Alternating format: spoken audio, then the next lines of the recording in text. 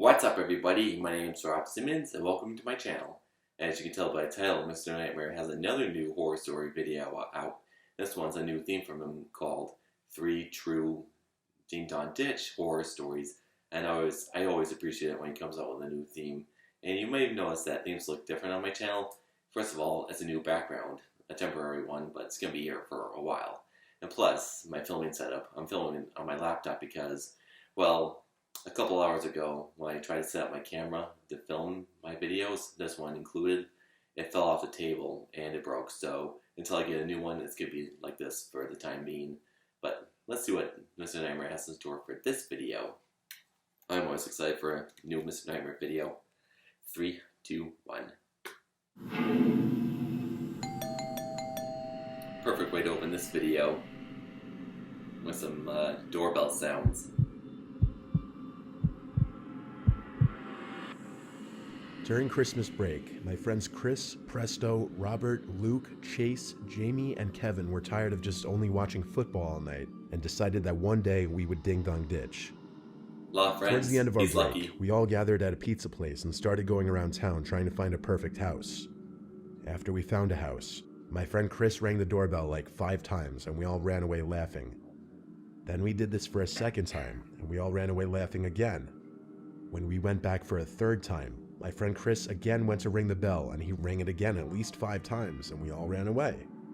After this time, we thought that the people in the house were just not giving into our prank and we started to walk back to my friend Presto's house.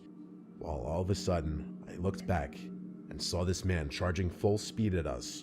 Yep, I told everyone to start running and I saw the panic in all my friends' eyes. Presto slipped while we were running but was fast enough to catch back up with us. We then took shelter in Presto's backyard. And we saw the man wandering around the block looking for us until he gave up. We were all scared and decided to just go home. But we wanted to do the same house again the next day. No. When the next day arrived, I told my friends that this time I would ring the bell because I haven't in a while. When I got up and rang the bell and we all started to run away, we all saw the man again chasing us. After we kept running and couldn't see him, we noticed that the man was now in his car speeding after us. Whoa! This is when we started to split up. Me, Chase, Robert, and Kevin I've all never ran seen down this one music block, in while Mr. Nightmare Luke, before. Jamie, and Presto ran down another. After Chase and Robert found a place to hide, Kevin and I were still running away from the man. We hid under some trees for 10 seconds, thinking we lost the man, until the man started to run over people's properties and curbs still after us. What? This is when Kevin started to run away and I followed him. But Okay, because this Kevin guy is had a just head crazy. start, he was able to escape. And the man saw me and nearly hit me with his car while blocking my way. While the man stopped his car in front of me, I quickly took out my phone and recorded this video. Get over here. Where Oh my you going? gosh. Sorry, I swear I gotta do anything. Where are you going? Sorry, I swear I gotta do anything. Get in Sir. the car. Get in the car, you fuck! Whoa. Run. I did not expect to see a clip from the event. Here you can see the man's reaction, asking me where I was going and telling me to get in his car as he was holding my head and arm but let go of my arm to open the door. While he was doing this, I took my hand and pushed his hand off my head, which gave me enough room to escape. While I was sprinting down the road, I remember seeing the man going right back into his car about to chase me again. But since I had a head start on the man, I decided to hide in a bush as I saw him speed down the block trying to find me again. Right after this, I told my friends to all run back to my house and that the man was roaming around the block trying to look for all of us. When my friends came back to my house, I instantly showed them the video and they were truly scared.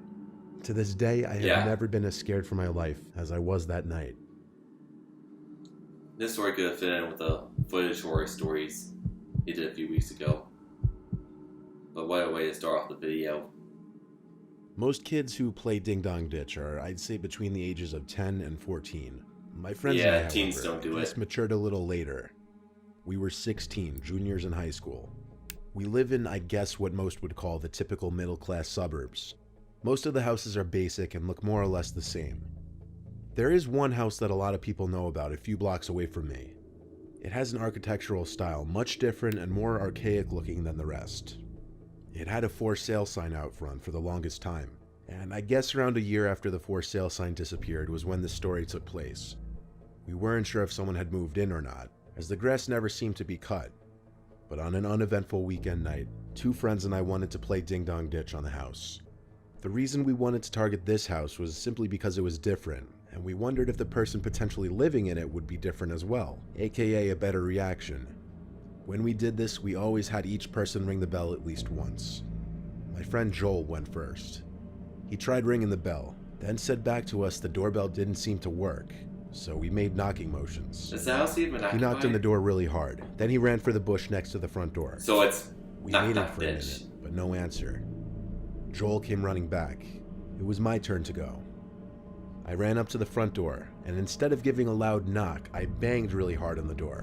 Whoa! As I banged, the door Startled pushed me. open just a tad, giving me a near heart attack and causing me to Olympic sprint behind the bushes in the front of the house. I crouched down in the bushes alongside Joel and Eric, expecting someone to come outside, but the door just stayed in place, open just 1 or 2 inches. I guess I banged so hard the door pushed off the latch and caused it to creep open. Whoa! At this point, we were wondering if anyone was even home, let alone if someone even lived here, considering there were no cars in the driveway or parked out in the street. We came up with a really stupid idea of going inside the house, since it didn't appear anyone was inside. No. I was the one to kind of lead the way inside, pushing the door open quietly and creeping into the living room. So is this a There wasn't breaking any horror furniture in story the as living room well? besides a couple wooden chairs and an old-fashioned center table, or coffee table I guess you'd call it, sitting in the middle of the room. Moonlight mixed with the light from the streetlights outside shone through the windows, so we could see enough if you're wondering how we saw without flashlights. We crept into the kitchen, and this was where it got gross. There was a foul odor in there, and when we opened What? the fridge, we realized where it was coming from. There was a bunch of old, expired, rotting things in there. The Oh, putrid smell was like a mix of long-spoiled milk and rotting meats. The fridge wasn't turned on, obviously. In our heads, this confirmed nobody could be living here, so we became a little less unnerved by the idea of someone possibly being in there as well. So with that, we decided we'd look upstairs. We were a lot less quiet now going up the stairs. There were a bunch of rooms upstairs. The house wasn't exactly tiny. All the doors were closed, so opening them was a little creepy, honestly. The 3 of us split off into different rooms, just seeing if anything interesting would be inside.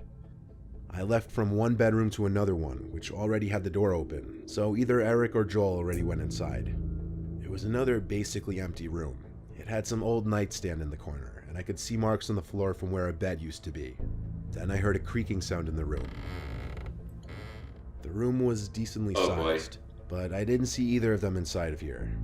However, I did see this huge black hole in the wall opposite me. I walked closer to it. It was literally this huge hole leading into the insides of the walls. It was pitch black in there, I couldn't see anything beyond the hole. But as I got closer, I heard breathing. I already knew it was one of them waiting to scare me. I said both their names though. I don't know Both about called that. back "what" from different rooms. Yeah, I didn't knew have to it. explain what that meant, and what was going on in my head. While most people probably would have ran, I took a few steps closer to the hole out of my stupid curiosity. No, don't. My 2 friends entered the room behind me, I guess giving me a little more confidence to step closer.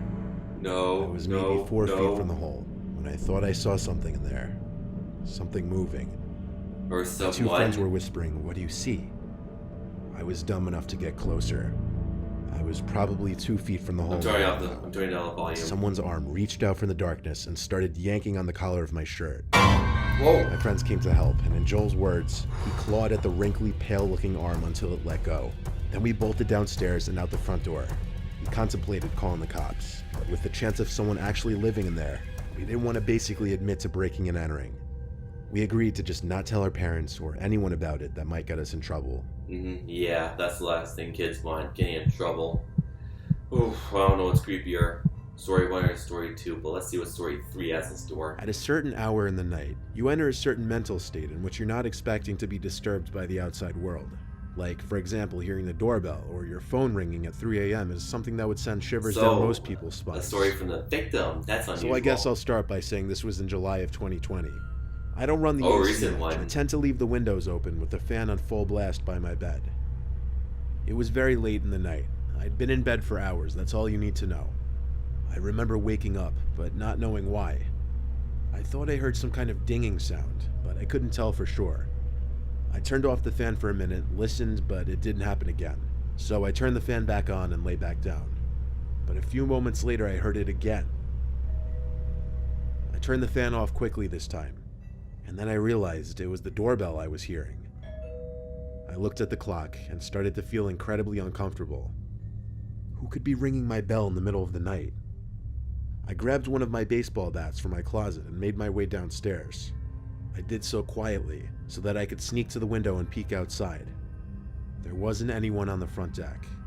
Naturally, having to defend my property, I opened the front door and stepped out onto the deck. No one in sight. Some stupid kids ding-dong ditching. What else? Though all that was going through my head was that any kids doing that at this hour were real sons of bitches. I closed the door, but I sat in the living room expecting it to happen again. I gave it a few minutes. Then, as I was halfway up the stairs, Whoa. I went as fast as I could down the stairs and back to the front door.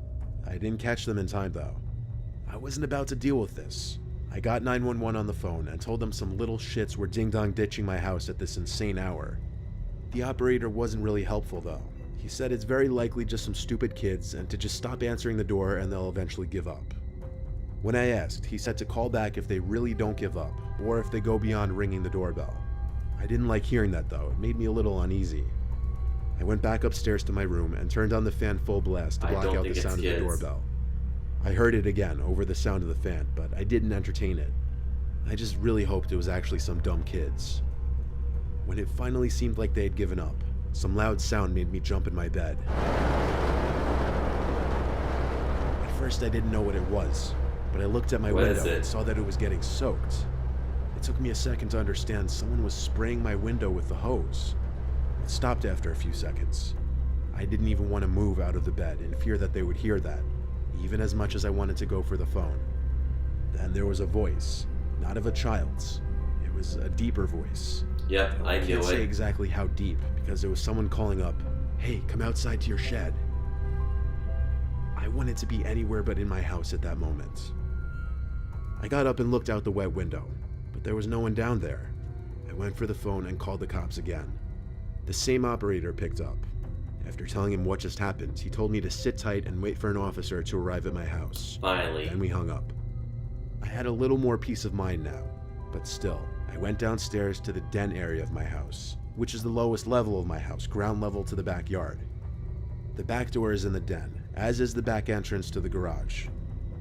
When I looked out the window to the shed in the backyard, I could see one of the two doors to the shed was swung completely open.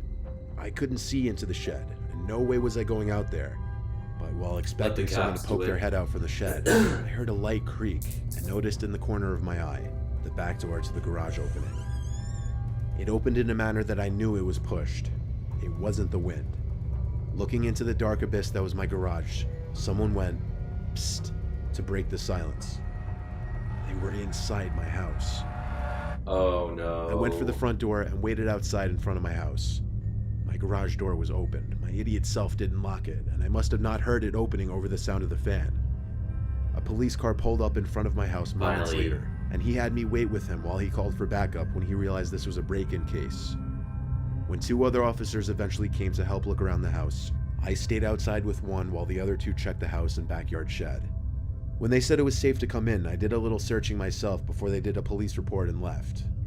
Of course, from this point on, I always make sure to remember to lock everything. Wait, this was extra terrifying for me, because it started as what I hoped was just a couple kids pulling a prank, and it turned into someone literally breaking into my house. Wow. Another epic video from Mr. Nightmare. Usually I ask towards the end which story you think was the scariest. I think all three stories were scary in their own way, between a guy chasing kids in his car. I mean, I'm sorry, I know DingDong Ditch is rude, but that's just too far. And some psychopath living in an abandoned home, and plus someone messing with someone on their property. I don't know if that makes any sense, but I didn't. Sorry, I lost my train of thought. I must have missed it. Did they catch the guy in the third story? I don't know. But I also did notice that Mr. Nightmare is helping his music game in his videos, because the music seemed to be a step up from what was usually featured in his videos. So I gotta give him credit for that. And all, another great video from him. But let me know in the comments what you think of this video. and which story you think was the scariest. Thank you for watching.